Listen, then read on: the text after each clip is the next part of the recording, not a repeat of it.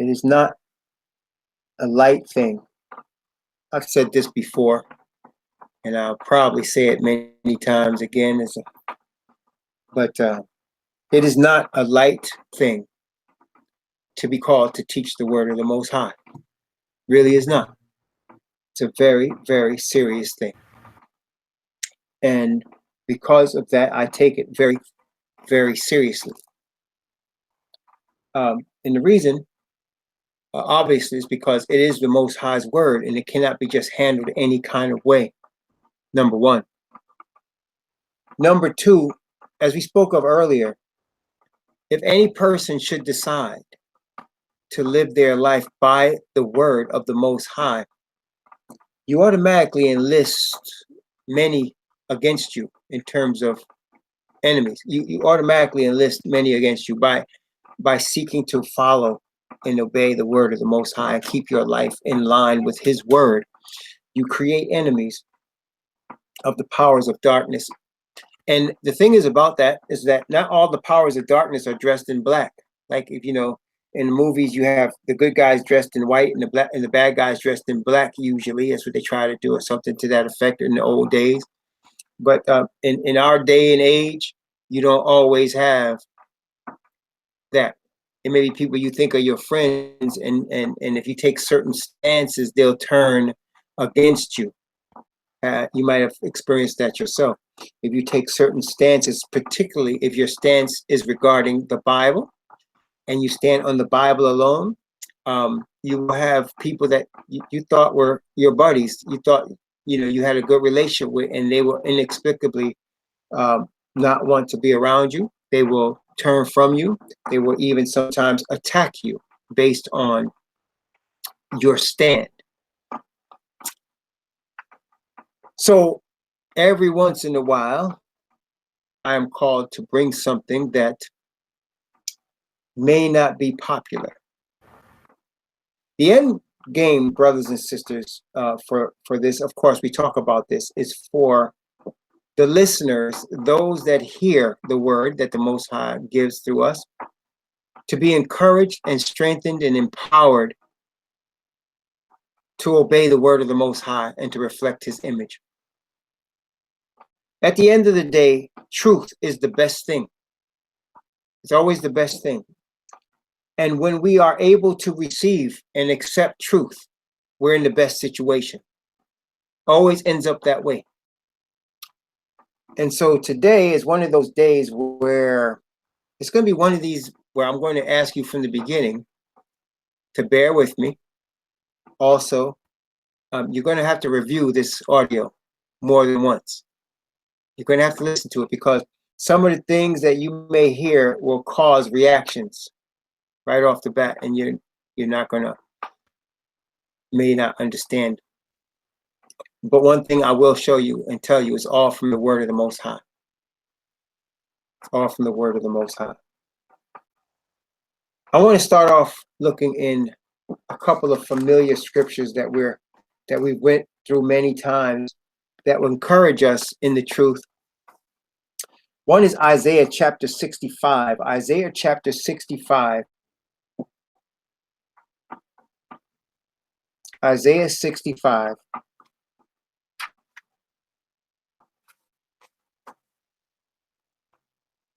And I'm going to begin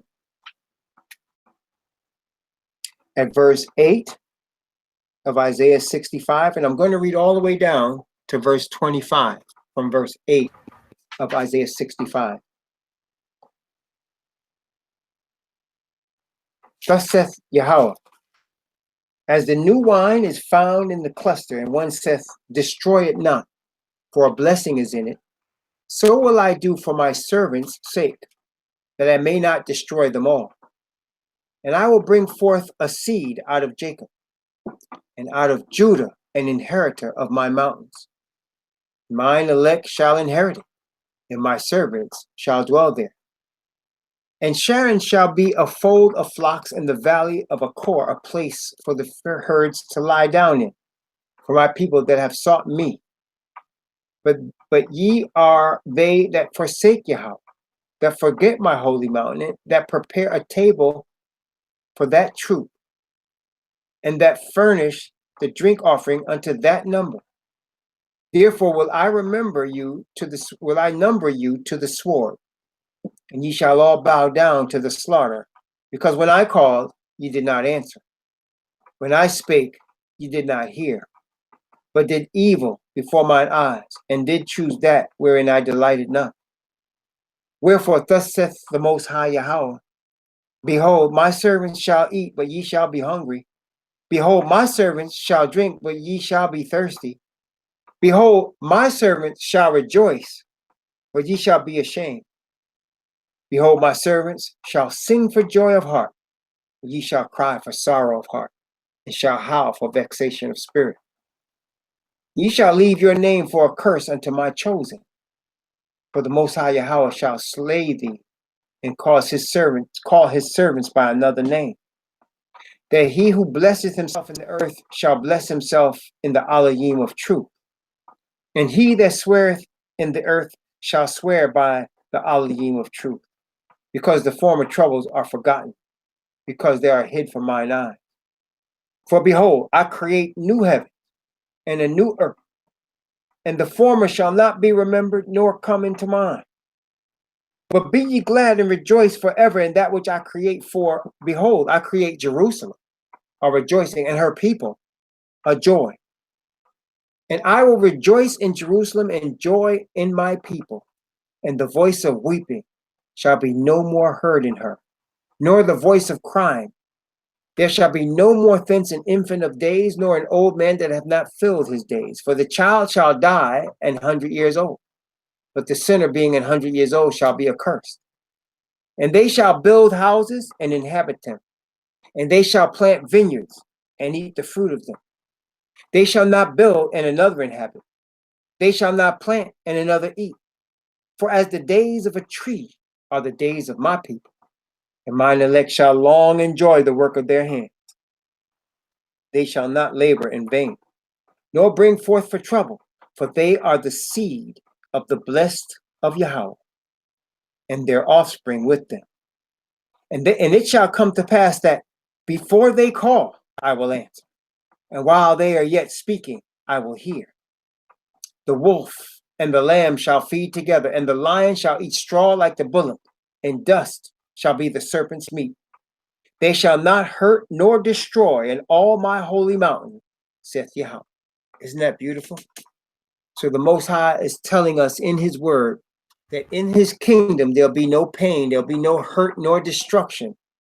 There'll be no more war in his kingdom. And let's look at the sister text to that. That's Revelation chapter 21. Revelation chapter 21. Revelation 21. I'm going to begin at verse 1 and go down to verse 8 of Revelation chapter 21. From verse 1 to verse 8. And I saw a new heaven and a new earth. For the first heaven and the first earth were passed away, and there was no more sea. And I, John, saw the holy city, New Jerusalem, coming down from Elohim out of heaven, prepared as a bride adorned for her husband.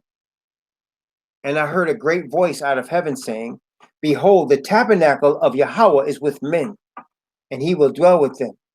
And they shall be his people, and Yahweh himself shall be with them, and be their Elohim.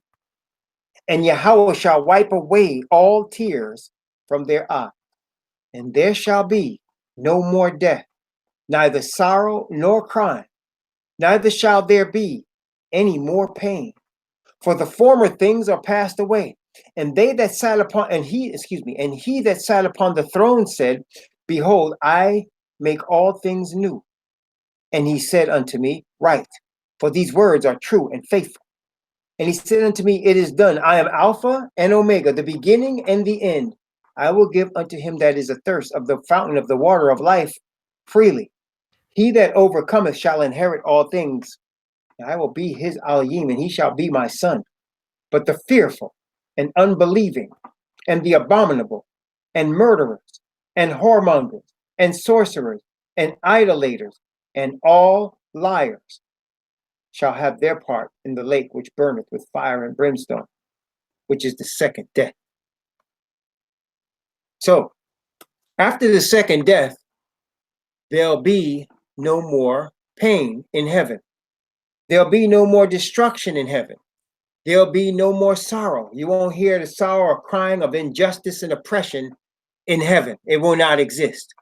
Does everybody understand that? Is that pretty plain? Is that understandable? Do you get that? Are you feeling that? I want to make sure you get that before we move on to the next thing. Okay.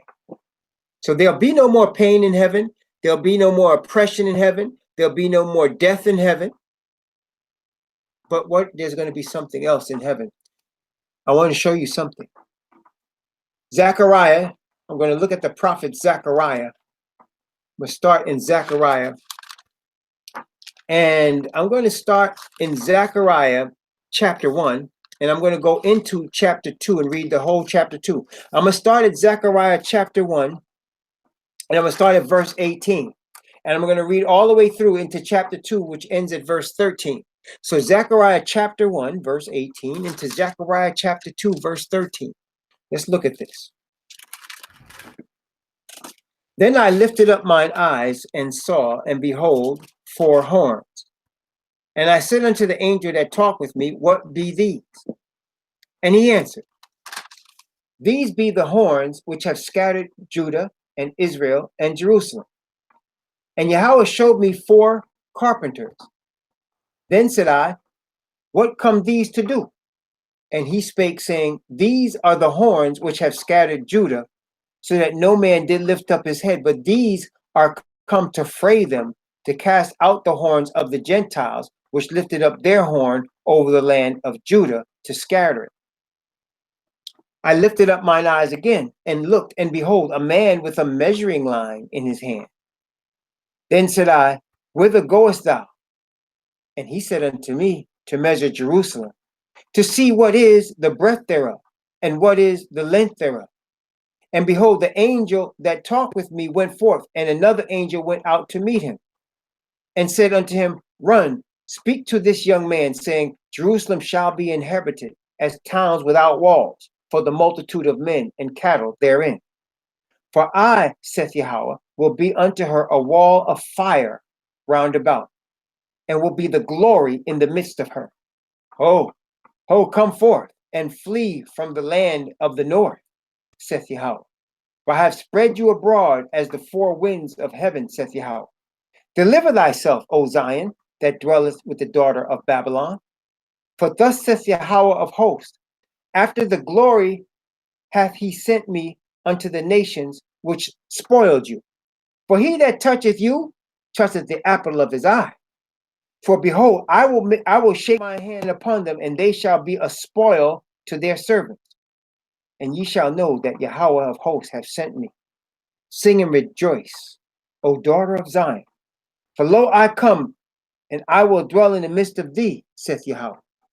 And many nations shall be joined to Yahweh in that day, and shall be my people. And I will dwell in the midst of thee, and thou shalt know that Yahweh of hosts hath sent me unto thee. And Yahweh shall inherit Judah his portion in the Holy Land, and shall choose Jerusalem again. Be silent, O all flesh, before Yahweh, for he is raised up out of his holy habitation.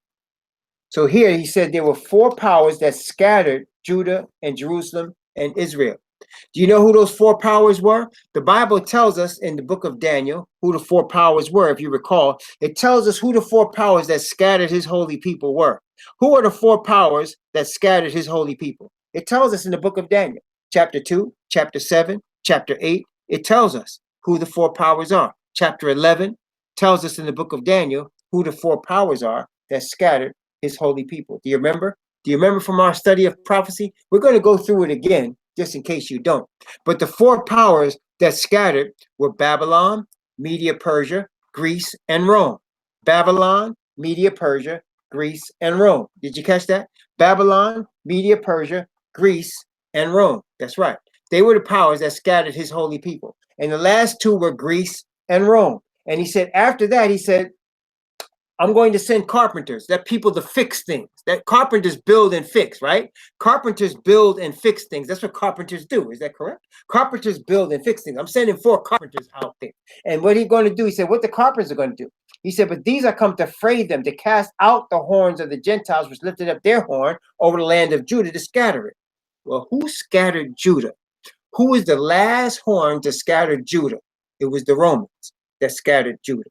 They were the last horn to scatter Judah. Judah ran into the African nations, and the Rome scattered them there. And from there, they went into West Africa to seek refuge. And from there, between the Romans and between the Gentiles that were the Muslims, they were put into slavery. From the Caucasians and the Muslims, they placed in slavery and scattered all over the earth.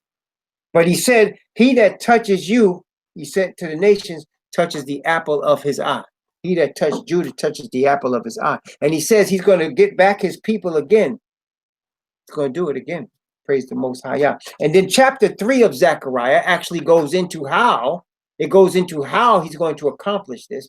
Notice again, we're going to continue reading Zechariah chapter 3. Going to begin, and I love this particular scripture because of the illustration of justification by faith.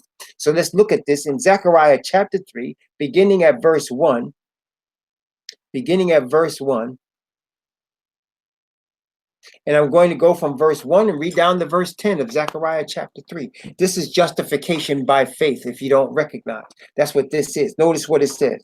And he showed me Joshua, the high priest, standing before the angel of Yahweh, and Asatan standing at his right hand to resist him. And Yahweh said unto Asatan, Yahweh, rebuke thee, O Asatan. Even Yahweh that has chosen Jerusalem, rebuke thee. Is not this a brand plucked out of the fire? And Yahushua was clothed with filthy garments and stood before the angel. And he answered and spake unto those that stood before him, saying, take away the filthy garments from him. And unto him he said, behold, I have caused thine iniquity to pass from thee, and I will clothe thee with a change of raiment. And I said, let them set a fair mitre upon his head. So they set a fair mitre upon his head and clothed him with garments. And the angel of Yahweh stood by.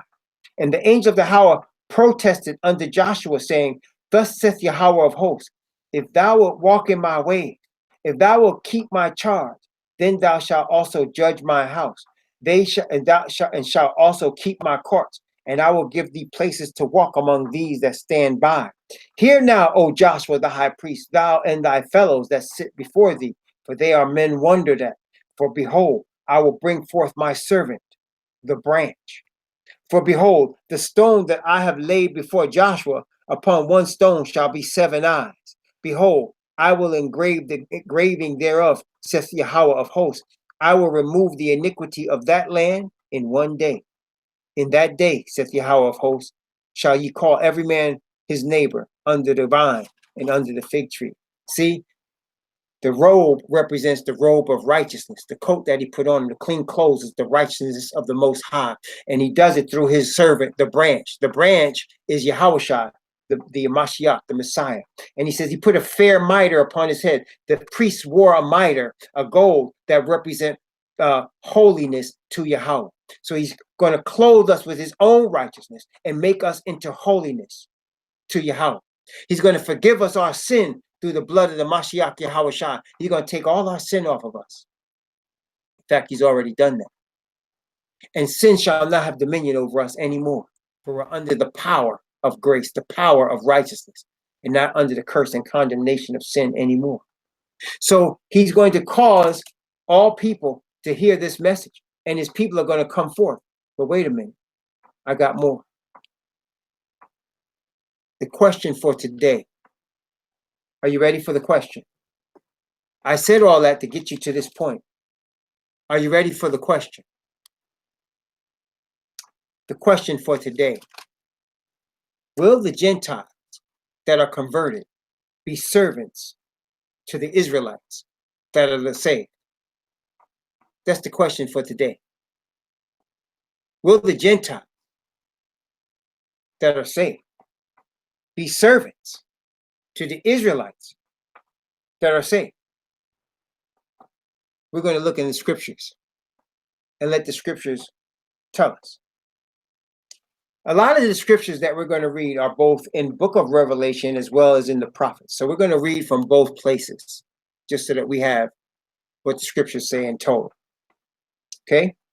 And I want to thank you all for bearing with me as I continue to learn and grow in the word.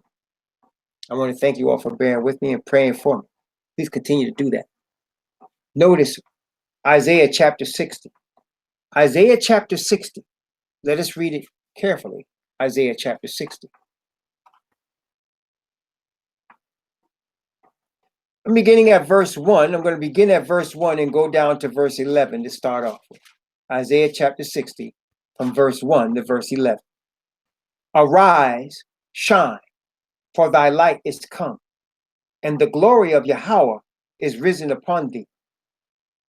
For behold, the darkness shall cover the earth, and gross darkness the people.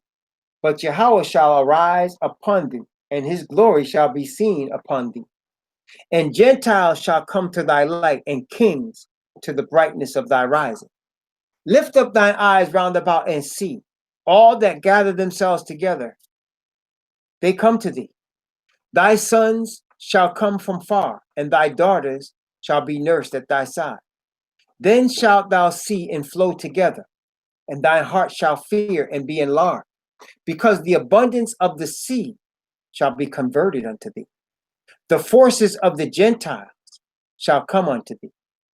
Multitude of camels shall cover thee. The dromedaries of Midian and Ephah, all they of Sheba shall come. They shall bring gold and incense. They shall show forth the praises of Yahweh. All the flocks of Kedar shall be gathered together unto thee. The rams of Naboth shall minister unto thee. They shall come up with acceptance on mine altar, and I will glorify the house of my glory. Who are these that fly as a cloud, as the doves to their windows?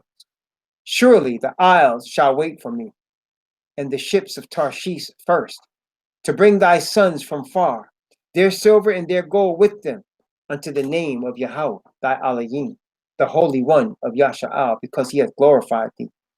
And the sons of strangers shall build up thy walls, and their kings shall minister unto thee. For in my wrath I smote thee, but in my favor have I had mercy on thee.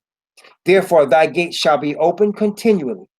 They shall not be shut day nor night, that men may bring unto thee the forces of the Gentiles, and that their kings may be brought. So we see the Gentiles being mentioned in here a couple of times. It says, the forces of the Gentiles shall come unto thee. The word forces is the word for wealth. And it says, the Gentiles shall come to thy light, and kings to the brightness of thy rising. It says, the sons of the stranger. What did it say about the sons of the stranger in verse 10? Did y'all see that in verse 10? What did it say about the sons of the stranger? The sons of the stranger shall do what? Shall build up thy walls, and their kings shall minister unto thee. Right? Right. Who is the thee? Is obviously the Israelites, right? Therefore thy gates shall be open continually, and that the men may bring forth to thee the forces of the Gentiles. There it is again. The forces of the Gentiles shall be brought unto thee. Okay. Let's look at some more. Let's look at the next chapter. Chapter 62. Chapter 61. I'm sorry.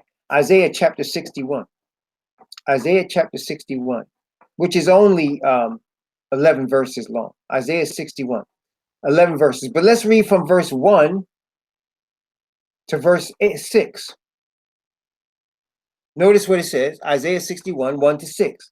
The spirit of Yahweh, of the Most High Yahweh, is upon me, because Yahweh hath anointed me to preach good tidings unto the meek. He has sent me to bind up the brokenhearted, to proclaim liberty to the captives, the opening of the prison to them that are bound, to proclaim the acceptable year of Yahweh and the day of vengeance of our Elohim, to comfort all that mourn, to appoint unto them that mourn in Zion, to give unto them beauty for ashes, the oil of joy for mourning, the spirit of praise for the garment of praise, for the spirit of heaviness, that they might be called trees of righteousness, the planting of Yahweh, that he might be glorified. And they shall build the old wastes, They shall raise up the former desolation. They shall repair the waste cities, the desolations of many generations. And strangers shall stand and feed your flocks. And the sons of the alien shall be your plowmen and your vine dressers. But ye shall be named priests of Yahweh. Men shall call you ministers of Al-Alim. And ye shall eat the riches of the Gentiles, and in their glory shall ye boast yourselves. For your shame ye shall have double, and for confusion they shall rejoice in their portion. Therefore in their land they shall possess the double. Everlasting joy shall be upon them. So again, it says, strangers shall stand and feed your flocks. The sons of the alien shall be your plowmen and your vine dressers. See that? So we're going to have people helping us. They say they're strangers. Well, before we continue, what does the Bible define as a Gentile? What is a Gentile to the Bible? What does the Bible say a Gentile is? Do you know? What does the Bible define as a Gentile?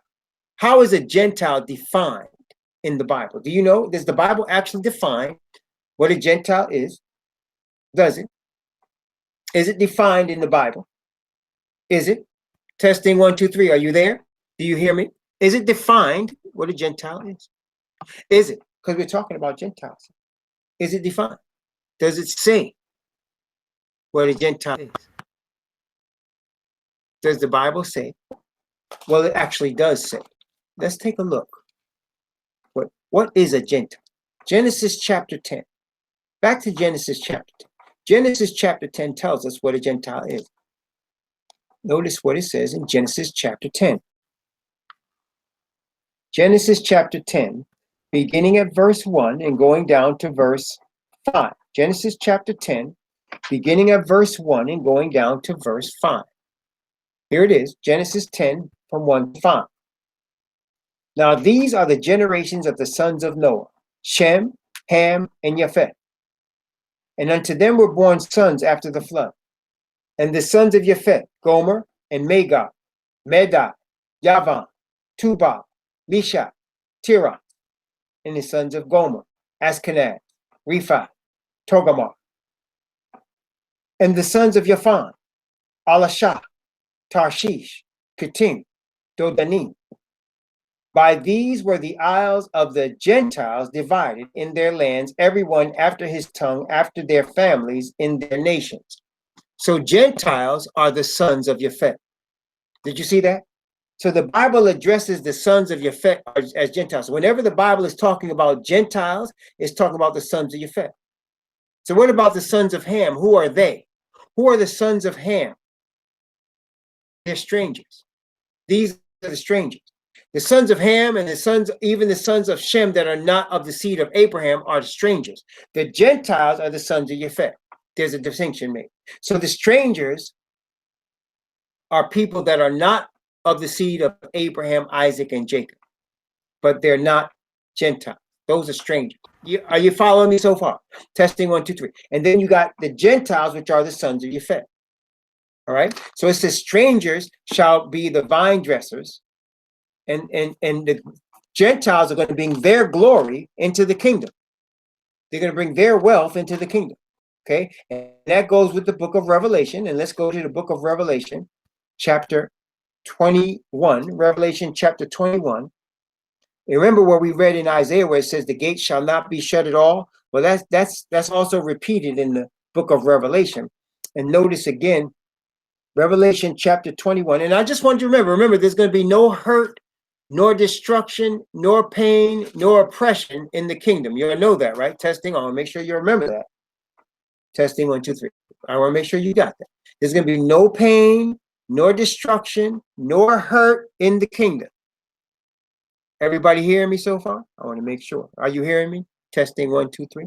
So there's going to be no pain there, right? So, okay. All right. So let's continue. Revelation chapter 21. We're going to start at verse 22 and go down to verse 27 of Revelation chapter 21, from verse 22 to verse 27. Notice what it said. And I saw no temple therein, for Yahweh Al Shaddai and the Lamb are the temple of it. And the city had no need of the sun, neither of the moon to shine in it. For the glory of Yahweh did lighten it, and the Lamb is the light thereof. And the nations of them which are saved shall walk in the light of it. And the kings of the earth do bring their glory and honor into it. And the gates of it shall not be shut at all by day, for there shall be no night there. And they shall bring the glory and honor of the nations into it. And there shall in no wise enter into it anything that defileth, neither whatsoever worketh abomination or maketh a lie, but they which are written in the Lamb's book of life. Now, the word nations here is Gentiles. When you look up the word nations in the Greek, in Revelation 21:26, it's Gentile. It's the same thing that's being said in Isaiah. Now, what about these Gentiles? Well, it says, they shall in no wise enter the city anything that defileth or worketh abomination or maketh a lie, but they which are written in the Lamb's book of life. So apparently there'll be Gentiles who are going to not work abomination, not make a lie, not defile the city, but are written in the Lamb's book of life. Do you see that? Testing 1, 2, 3. So these are Gentiles that are written in the Lamb's book of life, that are not defiling the city, that are not working abomination, that are not making a lie. And they're going to enter into the city, right? Let's continue. Let's continue. Isaiah chapter 14. Isaiah chapter 14. Isaiah 14, beginning at verse 1. Isaiah 14, beginning at verse 1, and going from verse 1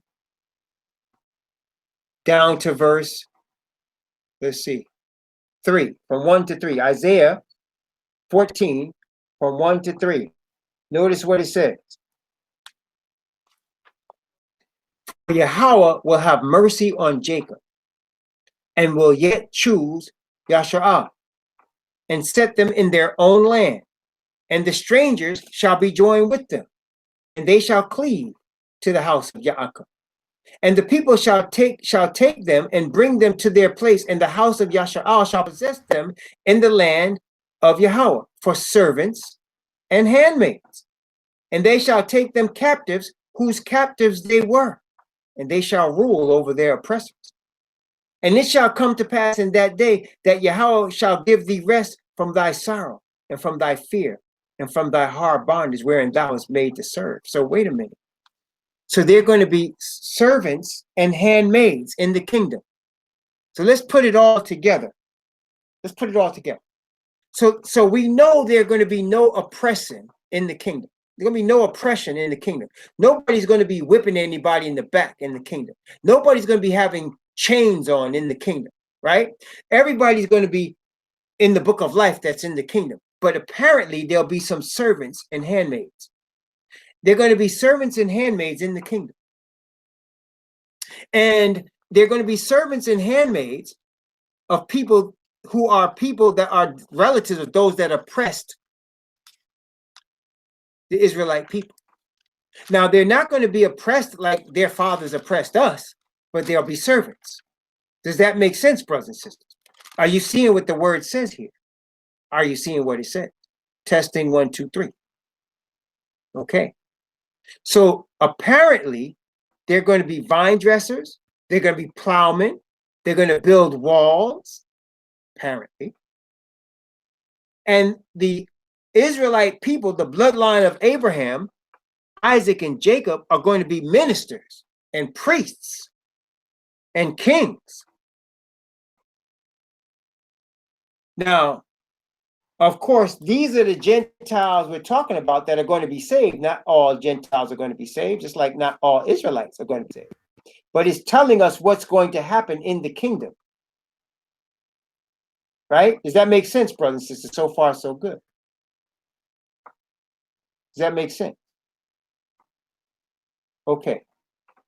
So the Gentiles will be servants, but they're not going to be the same type of servants that you see on the earth here. They're going to be filled with joy. David said, I'd rather be a doorkeeper in the house of my Elohim than dwell in the tents of wickedness. To be a doorkeeper even in the kingdom is a wonderful thing. You understand? To be in the kingdom at all is a wonderful thing, because the majority of people are going to be destroyed, right? Amen. So, wait a minute. Let's look at some more scriptures. Let's look at some more scriptures. So to be in the kingdom at all is a blessing, right? To be in the kingdom at all. But people that oppress the Most High people, their children are going to be servants. If they're saved, they're going to be servants in the kingdom. The Bible does say. Did we just read it or didn't we read it? Did we just read it or didn't we? See, I said this is a hard truth. Hard truth. Yet it is the truth. I mean, we're reading the scriptures, are we not? I'm not making stuff up. I'm looking at the scriptures. Are we not reading the scriptures? We're reading the scriptures, right? Notice again, Revelation chapter 3. Revelation chapter 3. Revelation 3, verse 9. Revelation 3, verse 9. Notice what it says, Revelation 3, 9. Behold, I will make them of the synagogue of Satan, which say they are Jews and are not, but do lie. Behold, I will make them to come and worship before thy feet and to know that I have loved thee. Now, these are not saved Gentiles. These are not saved Gentiles. These are people that are liars. Remember, the Bible says no liar shall enter the kingdom. No liars entering the kingdom. So these are, who are the people that claim they are Jews and are not, but do lie? Who are those people that claim they are Jews and are not, but do lie? Who are they that do that? Do they exist today? Are those people that exist today? Or do they exist? Who are those people that say they are Jews and are not, but do lie? Who does that? Do you know? Who are they?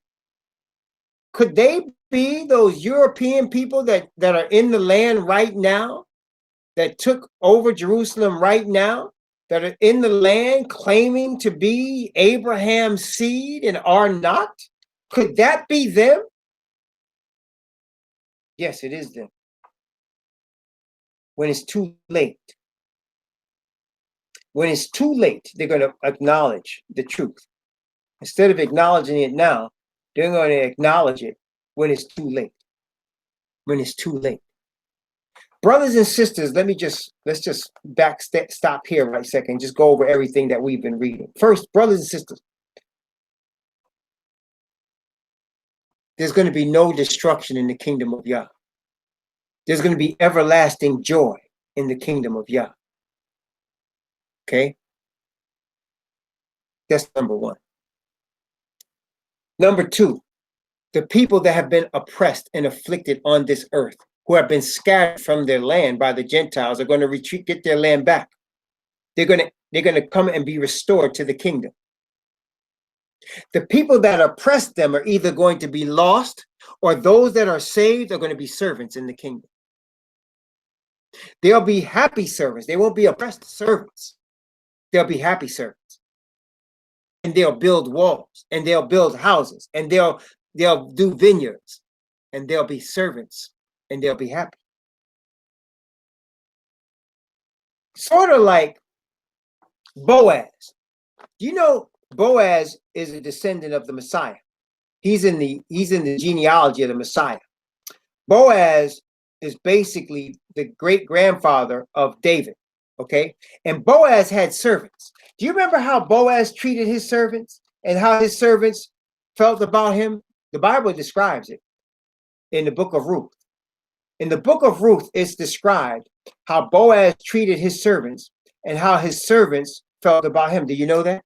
Let's look at this in Ruth. The book of Ruth.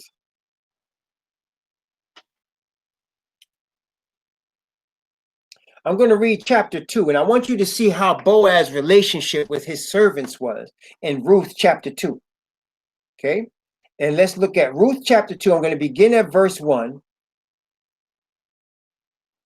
I'm going to begin at verse 1 down to verse 12. And you'll understand with this illustration the relationship between the Israelites that will inherit the kingdom and the Gentiles that will inherit the kingdom.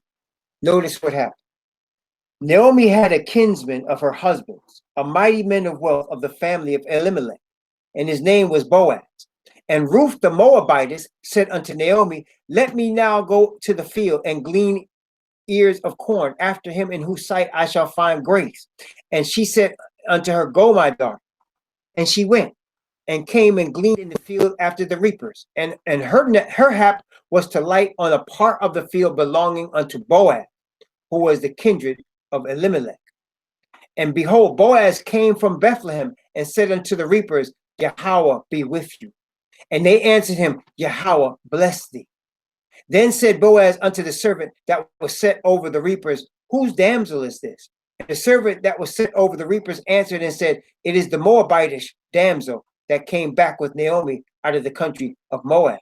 And she said, I pray you, let me glean and gather after the reapers and the sheaves. So she came and have continued even from the morning until now. And she hath tarried that she tarried a little in the house. Then said Boaz unto Ruth, Hearest thou not, my daughter? Go not to glean in another field, neither go from thence, but abide here fast by my maidens. Let thine eyes be on the field that they do reap, and go thou after them. Have not I charged the young men that they shall not touch thee? When thou art athirst, go unto the vessels, and drink of that which the young men have drawn. Then she fell on her face and bowed herself to the ground and said unto him, Why have I found grace in thine eyes, that thou shouldest take knowledge of me, seeing that I am a stranger? Boaz answered and said unto her, It hath been fully showed me all that thou hast done unto my mother-in-law since the death of thy husband, and how thou hast left thy father and thy nativity, and art come unto a people which thou knewest not heretofore. Yahweh recompense thy work, and make and a full reward be given thee of Yahweh Elohim of Basha'al, under whose wings thou art come to trust. See, she was a stranger, and she was accepted. And you see, she was a servant. You see that? She was a servant, but she was accepted because she came to trust the Most High. This is the type of servitude that we're talking about in the kingdom. Are you understanding what we're talking about? This is the type of servitude. There's going to be no oppression. People are going to work together. People are going to be happy and joyous, but there will be servants and handmaids. The Bible does say that very plainly, does it not? It does say it very plainly. Okay? It does say that. It says, the sons of those that oppress thee shall come bowing unto thee. It says that. Sons of those that oppress thee shall come bowing unto thee. So the Gentiles and the strangers will be servants in the kingdom. They'll be also of the nation because they'll be allowed in the kingdom. They'll be in the Lamb's book of life, right? But they'll be servants in the kingdom. How long? I don't know. Maybe, I don't know. I don't want to speculate, but the Bible does say they're going to be servants. Do you see that? Testing 1, 2, 3. Am I making that up or is it there? So I want you to understand though, it's not going to be the same servitude that the Israelites went to on this earth. Nobody's going to hang you up and whip you. Nobody's going to belittle you. Okay? Nobody's going to oppress you. There'll be no oppression in the kingdom. There'll be none of that. There'll be no pain in the kingdom. Are you understanding? Testing 1, 2, 3. See, when somebody says you're going to be servants and handmaids, you thinking, oh, so we're going to get what we gave? No, there's going to be those that get what your fathers gave. They're going to be destroyed. They're going to be destroyed. Okay? They're going to be destroyed. But those that come to the truth, as some of y'all have, those that have come to a knowledge of the truth, those that have come and accepted the truth of the Most High Yah, who the true Israelites are, and the truth of his word, and the truth of his covenant, you're going to be treated well. You're not going to be treated harshly. You're going to be treated well in the kingdom. You're going to enjoy the kingdom. Praise the Most High Yah. Does that make sense, brothers and sisters? Everybody following. So apparently, Gentiles and strangers will indeed, those that inherit the kingdom, will indeed be servants to the Israelites. They will be blessed. They will live forever. Okay? But they will be servants to the Israelite people. This is a hard truth for many. That's why I said that. That's why I said it very carefully. I said it very carefully. And I tried to prepare you as best as I can. because it's not an easy truth. But it is the truth, nevertheless. Okay? It is the truth, nevertheless.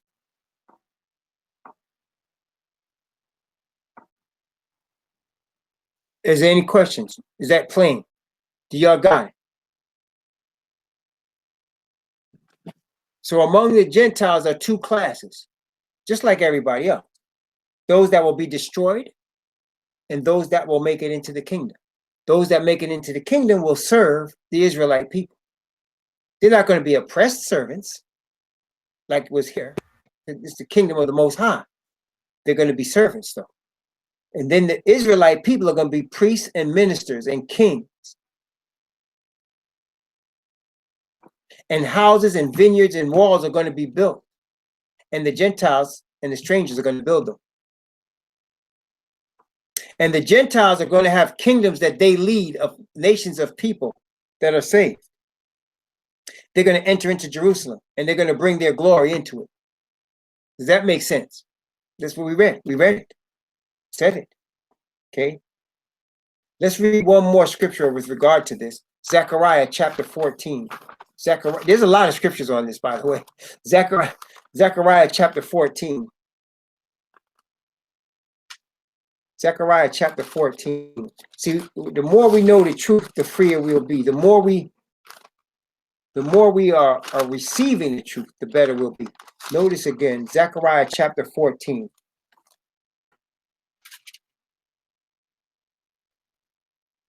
Let's see. Zechariah chapter 14. Let's see.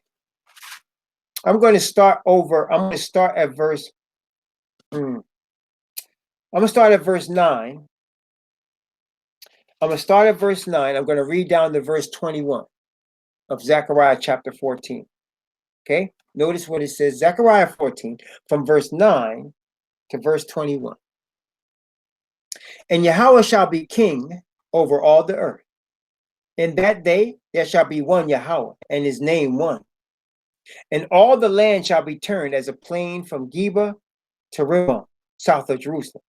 It shall be lifted up and inhabited in her place, from Benjamin's gate unto the place of the first gate, unto the corner gate, and from the tower of Hananiah unto the king's wine presses. And men shall dwell in it, and there shall be no more utter destruction, but Jerusalem shall be safely inhabited. And this shall be the plague wherewith Yahweh will smite all the people that have fought against Jerusalem. Their flesh shall consume away while they stand upon their feet, and their eyes shall consume away in their holes, and their tongue shall consume away in their mouth. And it shall come to pass in that day that a great tumult from Yahweh shall be among them. And they shall lay hold every man on the hand of his neighbor, and the hand shall rise up against the hand of his neighbor. And Judah also shall fight at Jerusalem, and the wealth of all the heathen round about shall be gathered together, gold and silver, apparel in great abundance. And so shall the plague of the horse, of the mule, of the cow, of the camel, of the ass, and of all the beasts shall be in these tents as this plague. And it shall come to pass that everyone that is left of all the nations which came against Jerusalem shall even go up from year to year to worship the King, Yahweh of hosts, and to keep the feast of the tabernacles. Notice it said all of that's left, that is the remnant of the Gentiles, the remnant of the strangers, they're going to keep the feast of the tabernacles with the Israelites. See, that's left. It said, it shall come to pass that everyone that is left of all the nations which came against Jerusalem. So we already saw in the book of Revelation, it says Gog and Magog come against Jerusalem. That's the sons of Japhet. They come against Jerusalem, they're going to be destroyed. But those that didn't come against Jerusalem, those that are repentant, those that are in the book of life, the Bible says they're going to come up from year to year to worship with the Feast of the Tabernacle. Praise the Most High. And it shall be that whosoever will come not up of all the families of the earth unto Jerusalem to worship the King, the Yahweh of hosts, even upon them shall be no rain. And if the family of Egypt go not up and come not, they have no rain. There shall be the plague wherewith Yahweh will smite the heathen that come not up to keep the feast of the tabernacle. This shall be the punishment of Egypt and the punishment of all nations that come not up to keep the feast of the tabernacle. In that day shall there be upon the bells of the horses holiness unto Yahweh. And the pots and the Lord's in Yahweh's house shall be like the bowls before the altar. Yea, every pot in Jerusalem and in Judah shall be holiness unto Yahweh of hosts. And all they that sacrifice shall come and take of them and seed therein. And in that day there shall be no more Canaanite in the house of Yahweh of hosts. So there'll be no more Canaanites. There'll be no more heathen that's going to approach the Most High, that's going to oppress. There'll be no more false deities, no more false gods. Everybody's going to worship the Most High. But those that have been heathen in this land, on this earth, those whose fathers have oppressed the Most High's people, those that have strung us up, the sons and daughters of those that have shot us in the streets, they're going to be our servants, assuming they repent of their sin and come to a knowledge of the truth and receive the message of justification by faith through Messiah, the Hebrew Messiah. They're going to be saved. Praise the Most High. But they'll be servants in the land. That makes sense, brothers and sisters. Testing 1, 2, 3. Everybody got that? Praise the Most High, yeah. Praise the Most High for His truth. That's all I had to say today. I want y'all to review this, because I know after you listen to it, you're going to listen to it again. You're going to say, what did he say? Did he say we're going to be slaves? I want you to look at it. Look at it closely. See it for yourself. Okay?